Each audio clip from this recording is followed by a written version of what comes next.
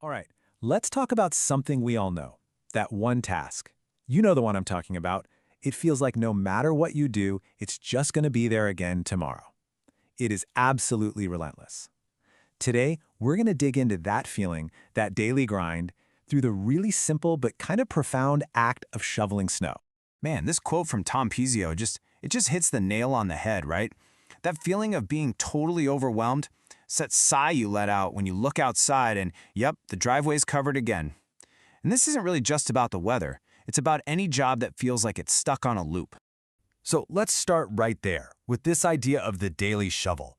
It's just the perfect metaphor for those repetitive, totally necessary chores that are, well, just part of being alive.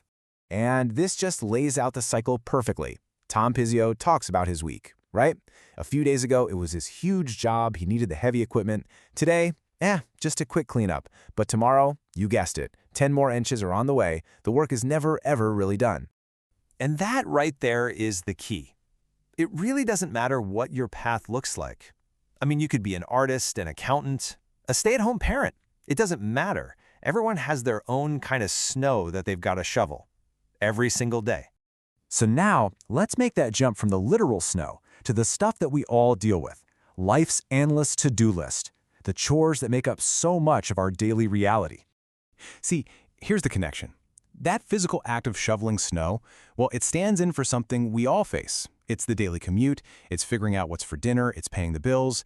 These are our chores. This is our snow.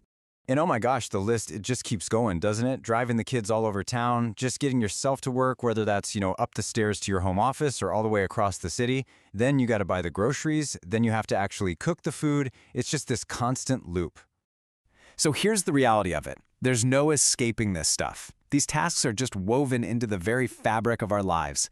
And just accepting that, just being aware of it, like Tom Pizio is, that's the real first step. It's not about learning to love the chore. It's just about acknowledging, okay, this is here. Okay, so if we can't escape it, then what are we supposed to do? This is where we get to a whole new way of looking at things, an ancient piece of wisdom that can completely reframe this entire struggle. I mean, that's the real question at the heart of all this, right? When you're staring down this endless repetition, this constant pull in your time and your energy, what's the right move? How do you deal with it all without just completely burning out? And here's the answer. It comes from this famous Zen saying. Just let that sit for a second. Before enlightenment, you have these daily tasks. After enlightenment, you have the exact same tasks. The work itself doesn't change. Your circumstances don't magically get easier. The only thing that changes is you, your internal state, your perspective, your entire relationship to the work. That's what shifts. So in this context, enlightenment isn't some far-out mystical escape from your life. Not at all. It's just a massive shift in how you see the necessary chores. The work is still there, but the struggle, that resistance we all feel, that can actually start to dissolve. So how do we take this ancient wisdom and actually apply it? Let's bring it all back to our own path and our own daily tasks. And Tom Pizio brings us right back down to earth with this. He's not pretending it's suddenly easy or fun. He gets the physical reality of the work. The sore back is real. That feeling of drudgery, that's real too.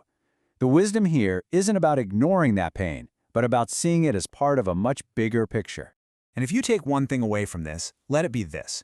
We always think of these chores, the laundry, the dishes, the commute, as getting in the way. They're obstacles to our real life, right? But this idea flips that completely on its head. These tasks, they are not in the way. They are the way. They are the very substance of the journey itself.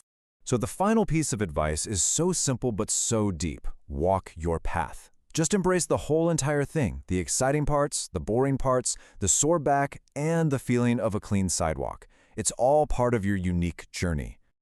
So I'll leave you with this final thought to take with you. What is your wood to chop today? What's your water to carry? Maybe it's that mountain of emails in your inbox, or a load of laundry, or an errand you've been putting off. How can you look at it not as an obstacle, but simply as the path itself?